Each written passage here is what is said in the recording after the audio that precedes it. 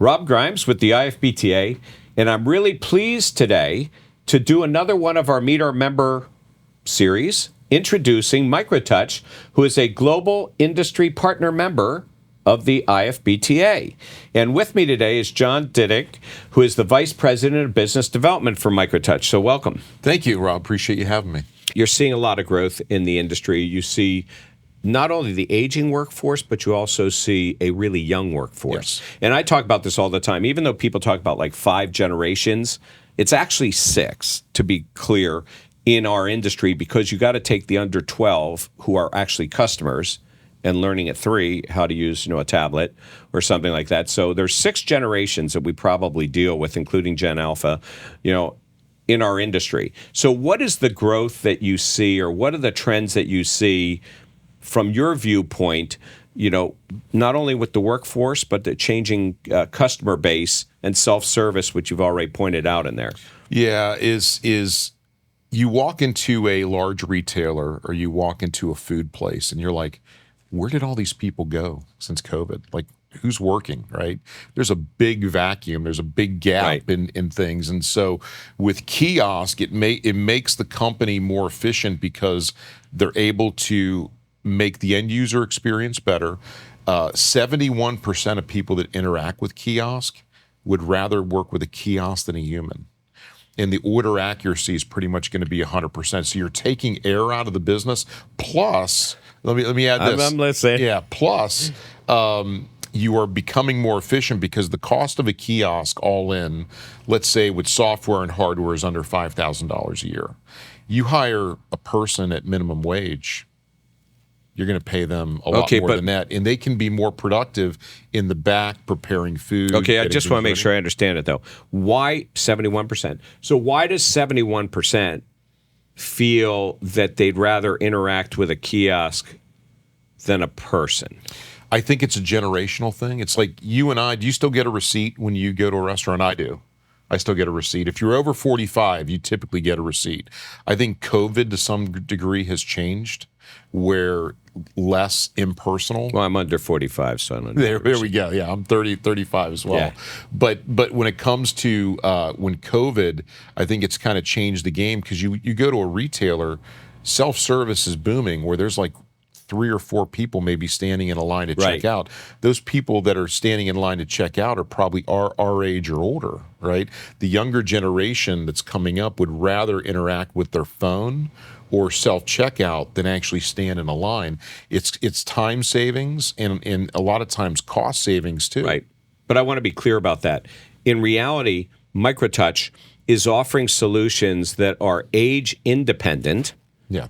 Software independent, yes. Operating system independent, yeah. And I would say, I'm thinking independence here, I guess maybe because July 4th just happened, but independence, but it's really about the flexibility, and that's what people really need. And we don't know what a kiosk really is, and we don't know what it's going to be, but we do know that the people who are using these need to have a different experience depending upon who's standing in front of it. Absolutely. Or who's using it, right? Yep. And to the point about whether 71% of the people would prefer to, do their own orders on a kiosk, there's going to be. It's funny because I haven't used the word convergence in a long time, but I used to do it when I would say that applications were coming together, and maybe I was talking about early integration. But there's going to be convergence here, because what we are seeing and what's scaring people about AI is that computer-human touch, being inserted into AI, and that's why when you go to Asia, sometimes you see the terminals that are going around are robots with a face on it, and sometimes they don't, because sometimes people just feel more comfortable, even if they know it's a robot, talking to a face, right? So we're probably going to start seeing more or even a robot delivered to your room. Yeah, but we're going to see more and more of the surrogates and people out there in the digital surrogates, that are out there and interacting with somebody, as we're already, finding out through breaches and things like that people think they're talking to a human, and it takes them a while to realize that they're not. Yeah. So. See, and the other thing with kiosk is it could be checkout, but it could also be endless aisle, right? You go to an aisle, there's something in stock, you can order it right on an endless aisle platform, and it makes it easier. The other thing I'll share with you, what we're seeing with kiosks, with food places and in warehouses and retail, is that at the end of the night, when you want to recharge your device, Right. whether it's a tablet or a scanner or price checker, you're putting it inside of a kiosk locker. And you're touching That's the right. kiosk and you're recharging it at night. So kiosk lockers, especially in food and beverage, where they're out on a tablet taking an order all day, that's an area. to Well, note as but also, screens are changing. We talked about vending machines, but MicroTouch will probably play a role also in the locker.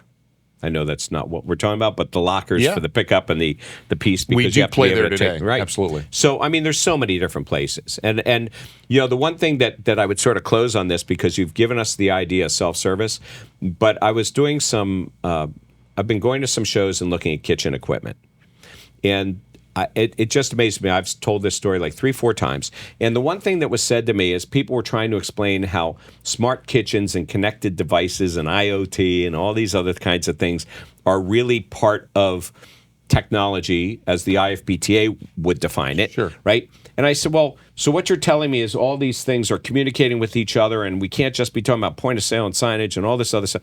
They said, yes. I said, so define for me what makes a smart kitchen device. They said a screen on it. Yeah. They said the second a screen is on it, which, by the way, is usually a touch screen. Sure. The second a screen is on it, you know that thing is digital and it is communicating. Absolutely. And it ties the entire, whether you're in your own kitchen or a kitchen from a restaurant, and it ties everything together. And so, sort of to bring this together and sort of wrap this thing up, besides the flexibility, if people just think about where they see monitors and digital devices, and in the hospitality, the retail, the food service restaurant environment, your car, your home, everywhere, down to your alarm system, that is the role that MicroTouch is playing with a specific focus, on this particular industry and global experience and pieces like that, and you're joining them certainly brings a lot of those pieces together. Yeah, absolutely. I mean, we have the OEM side of the house, which is just a well-oiled machine.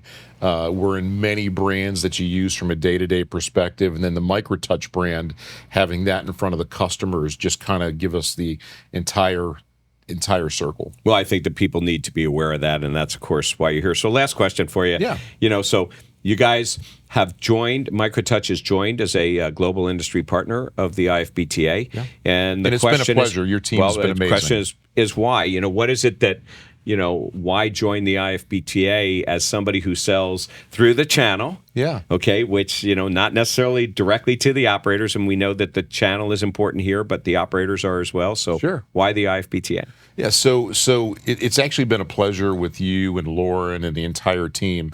One of the things I like is the personal touch. And so we've been able to do a lot of these regional dinners like the one we had in Atlanta, and you'll have food chains, operators, manufacturers. We kind of come together, and the other manufacturers that are there, we might compete against them, but we talk about best practice. And we talk about solutions that's going to benefit the Right. end user. The other thing is, for a manufacturer like us, when we join association, whether it's shows or these regional dinners, it's nice to get leads out of those. We have had some really healthy leads come out of your group, and they've turned in some really big opportunities. And out of all the associations we've been a part of the last couple of years, by far, this has been the best from an end user exposure standpoint. So I want to thank you. appreciate that. I appreciate that, and I know Lauren and the team appreciates that as well as all the people that run the chapters. I think that what it's really about is not. I don't see it so much as the direct marketing and let's get a lead out of it, as much as I think about when you have relationships with people, when you share information, of which you have a lot to share, even personally, as well as MicroTouch, the company, and you're gaining the information back. It's those relationships and that information sharing. And quite frankly, that is the main focus of what the IFBTA is about. The rest of what people do, whether an operator is joining the IFBTA to find a solution, or a supplier, an industry partner is doing it to find customers, it's the combination of bringing the things together. Well, you mentioned the word relationship. You don't have anything if you don't have a relationship and a partnership. And with your association, it's really been a pleasure from a relationship and partnership standpoint. But that personal touch shows with the customers that you are heavily involved with. So we want to thank you for everything you've done in helping us. Welcome, John, and MicroTouch. Within the IFBTA, I want to make sure that it's clear that when we do these kinds of things, that not only do our members, whomever they are, get a lot out of it, but every conversation I have with you and every conversation I've had with any one of our partners or just out in the industry, I always learn something. And I'm right now thinking about like the 10 bullet points I learned on this call, not only about you personally, but also, just in general, some of the discussion points that I might not have thought about that are probably going to appear somewhere else. Yeah. And so I want to thank John Dittig, the Vice President of Business Development for MicroTouch, our global industry partner member, for joining us today and being part of the IFBTA and supporting the industry. Thank you so much. I appreciate it. Thanks, Ron.